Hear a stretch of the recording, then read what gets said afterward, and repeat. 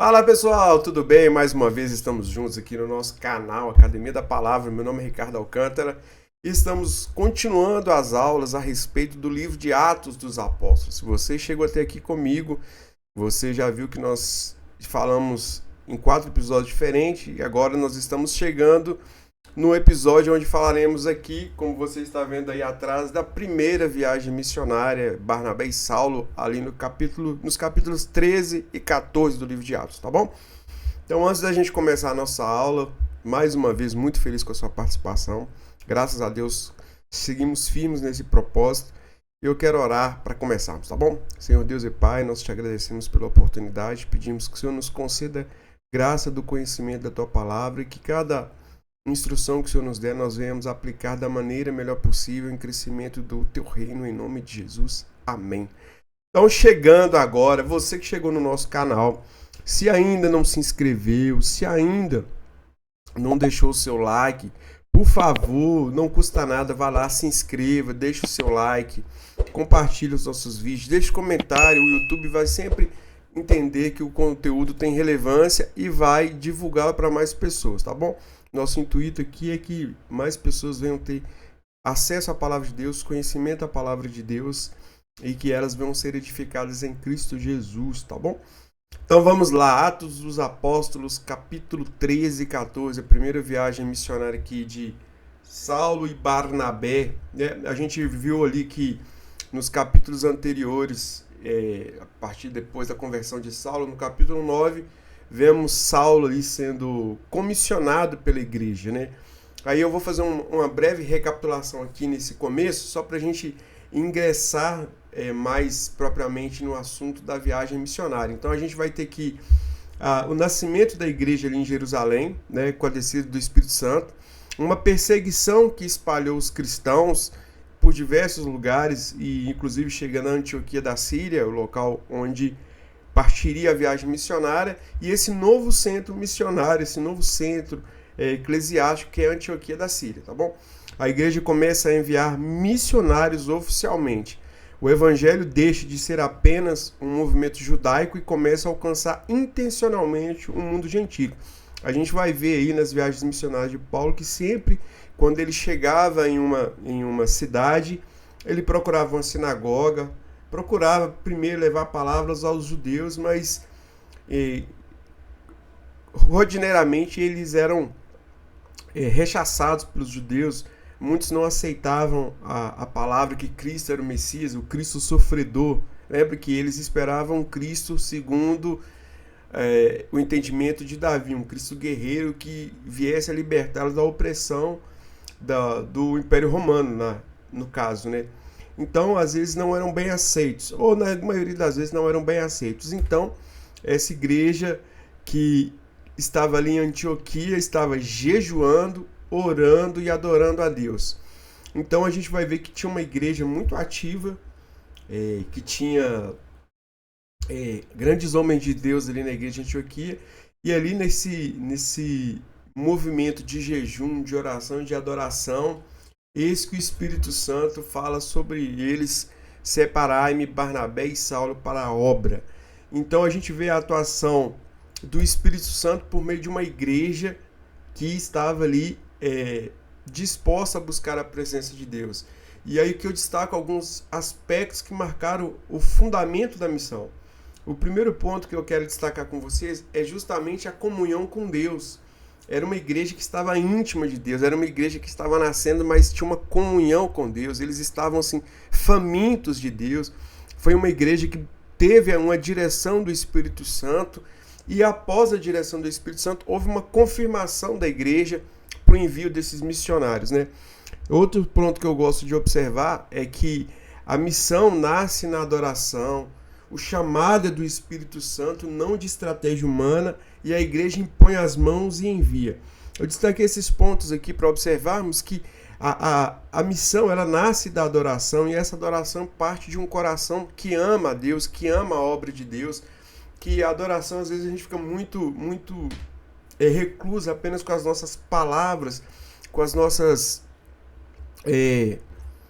declarações no meio da igreja, mas esse mover de adoração que a gente está vendo aqui é justamente o fato dessa adoração os conduzir para um sacrifício, não é?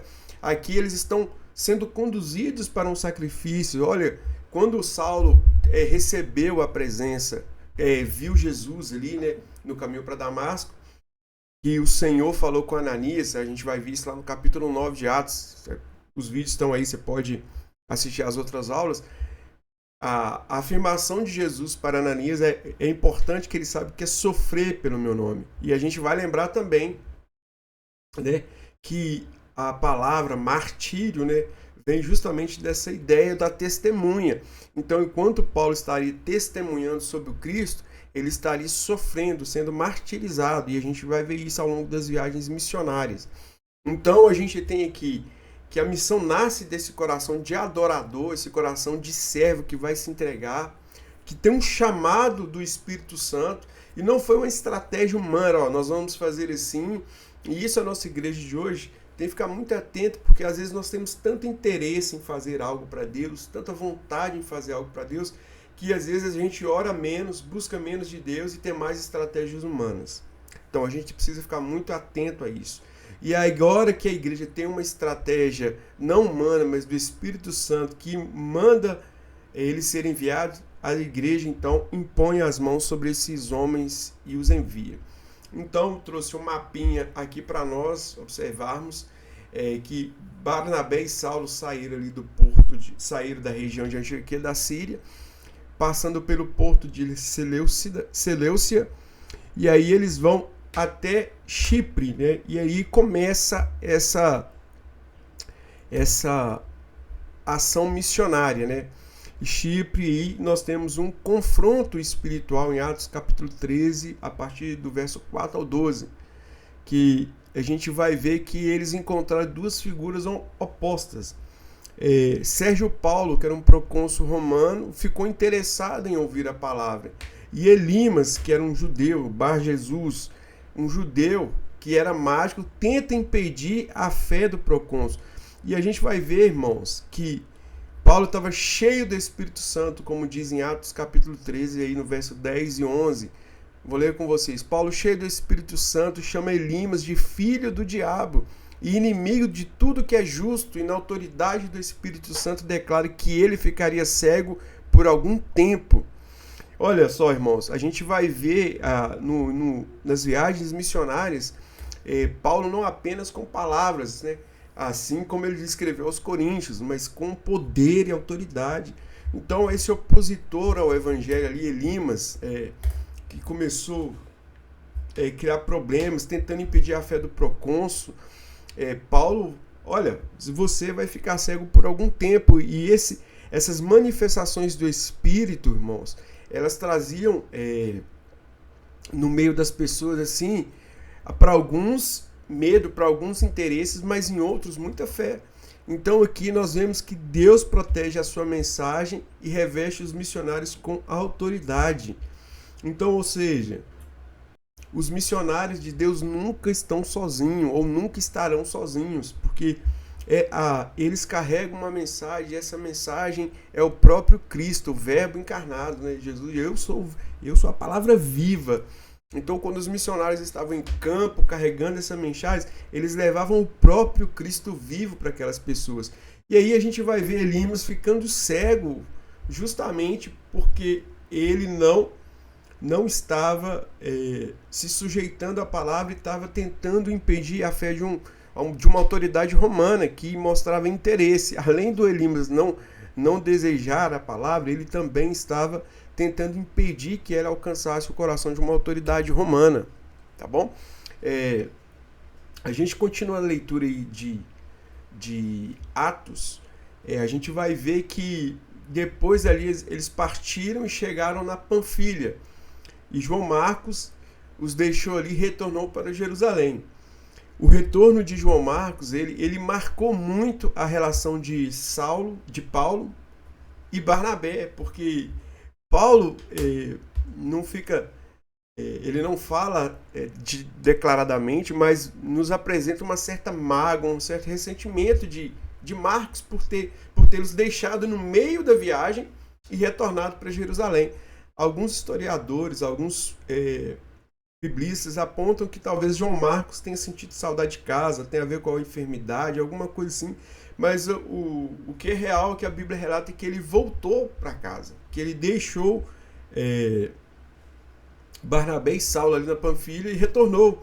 E a gente vai ver, como eu anotei no capítulo 15, a partir do verso 37, que esse retorno de João Marcos para Jerusalém acabou gerando futuramente gerar uma ruptura entre Barnabé e Saulo, porque em uma outra viagem Barnabé queria levar João Marcos e Paulo não quis, e aí acabou separando essa dupla de primeiros missionários. Então a gente vai ver que às vezes a gente tem discordância dentro do corpo pastoral, dentro do corpo missionário, mas isso não deve ser impedimento, porque a gente caminha juntos, né? A gente deve se acertar, deve ter reconciliação, porque nós formamos um só corpo, né? E nós vemos essa dupla que foi tão importante separando aí no futuro, tá bom? Seguindo, em Antioquia da Psídia a gente vai ver o primeiro grande sermão missionário de Paulo, ali no capítulo 13, a partir do verso 13 ao verso 41. É maravilhoso você ler todo o texto para entender o que Paulo estava apresentando, porque lembre-se que antes de apresentar esse evangelho aos gentios, ele primeiro buscava os seus co-irmãos, os irmãos judeus. Então ele apresenta um guia da história de Israel, falando do êxodo, dos juízes, do rei Davi, a promessa aos patriarcas cumpridas em Jesus. E Paulo vai afirmar: Jesus é o prometido, é o descendente de Davi. E, em todo o tempo a mensagem de Paulo é cristocêntrica, apontando para a obra de Cristo, para Jesus. Então, assim, não havia meio termo. É Jesus, queridos, é Jesus. Paulo o tempo todo traz a história de Israel, do êxodo, do tempo dos juízes, do rei Davi, para mostrar: esse Jesus é o filho de Davi. Esse Jesus é o Messias prometido. Então a gente vai ver que esse discurso de Paulo, que é maravilhoso, apresenta a morte e a ressurreição, sabe? Esse Jesus que foi rejeitado, mas pelo poder de Deus ressuscitou. E aqui a gente tem uma grande declaração de Paulo que é maravilhoso, porque ele vai dizer assim que através de Jesus há perdão dos pecados, a justificação que a lei de Moisés não podia oferecer. Queridos, havia na mensagem de Paulo apontando para a salvação. Esse Jesus, olha só, esse Jesus tem em si a capacidade de perdoar pecados. Esse Jesus não é um cordeiro como era imolado na lei de Moisés. Ele por si só se entregou, ressuscitou, e por meio dele, nós temos salvação. Ele é o Cordeiro de Deus. E aí nós vamos ver que essa salvação não vem da lei, mas da graça. E isso a gente vai ver em todo o ministério de Paulo, um grande confronto com os judeus, justamente pelo fato de os judeus terem suas raízes muito firmes sobre a lei, principalmente depois do exílio babilônico. E ali eles erraram muito, foram deportados ali para um cativeiro babilônico, o reino de Judá. E quando eles retornam, há muitas escolas de ensino, como os fariseus, como os saduceus, e aí eles são muito apegados à lei. Então, eu quero dizer que eles não queriam errar de novo, eles não queriam ter um outro Deus. Esse zelo, inclusive Paulo, né, que era muito zeloso, ele também estava cometendo os mesmos erros que esses outros judeus aqui cometiam ao a rejeitar. E o sermão causou reações, queridos. Muitos gentios creram na palavra de Paulo. Eles creem que Paulo está falando a verdade, que esse Jesus que está sendo pregado realmente é um Salvador. Então eles pedem que Paulo volte a pregar. Mas aí nós temos um problema, que parte dos judeus rejeita, por inveja, por oposição, e aí lançam perseguição sobre eles. E olha só, Paulo vem fazer uma declaração histórica. Voltamos para os gentios, ou seja, se os judeus estão rejeitando essa mesma mensagem que foi dada a Abraão, que em ti serão benditas todas as famílias da terra, Então, se eles estão rejeitando, agora nós vamos para os gentios. Então, Paulo declara essa grande mensagem a respeito disso. Partindo dali, eles chegam a Icônio, Listra e Derbe, já no capítulo 14. A missão vai continuar em outras cidades. O que aconteceu em comum nessas cidades foram sinais miraculosos que ocorriam por meio de Barnabé e Saulo. O Espírito Santo os usava com poder e sinais miraculosos, irmãos. Muitos creram na pregação do Evangelho de Jesus Cristo, mas também houve muita perseguição que surgia por parte dos judeus. Eles, no entanto, falavam corajosamente do Senhor, que confirmava a mensagem de sua graça. Jesus falou assim, olha, os sinais seguirão os que creem. Então, esses missionários aqui, irmãos, eles estavam revestidos da autoridade e poder do Espírito Santo. E o Senhor trabalhava por eles, fazia coisas maravilhosas. Então, glória a Deus por isso. Glória a Deus por isso. Quero mais uma vez, se você chegou até aqui comigo, que está acompanhando essa aula, chegou aqui, que ainda não curtiu os nossos vídeos, não se inscreveu no canal, deixe seu like, comentário, não custa nada, você vai estar abençoando muito a minha vida e com certeza abençoando a vida de outras pessoas, tá bom? Então vamos lá, continuando. Em Lícia nós temos uma situação que após a cura de um paralítico, a multidão acredita que Barnabé e Paulo fossem deuses, né? Eles declaram, são deuses e chamam eles de Barnabé de Zeus, que do panteão grego corresponde a Júpiter, que do panteão grego, e corresponde a Júpiter na mitologia romana. E a Paulo de Hermes, né, do panteão grego, e corresponde a Mercúrio na mitologia romana. Eram como se fossem padroeiros daquela região. A reação do povo revela o tamanho do ambiente pagão que eles estavam entrando, pois eles começam a pegar esses homens, Barnabé e Paulo, e adorá-lo. Só que aqui tem algo, irmãos, que é maravilhoso, que Paulo e Barnabé rejeitam, rasgam suas vestes e glorificam a Deus. Eles rejeitam qualquer tipo de adoração, né? Em poucos dias acontece uma mudança impressionante. Primeiro querem adorá-los como deuses, e logo depois são persuadidos pelos opositores e apedrejam Paulo e o arrastam para fora da cidade pensando que estava morto. E aqui, queridos, Paulo sofre no corpo, sabe, seguir Jesus, esse martírio, né, que é seguir como testemunha de Cristo. Em poucos dias antes eles estavam querendo adorá-los e logo depois começam a apedrejá-lo. Isso tudo movido e persuadidos pelos judeus que ali não aceitavam essa mensagem, né?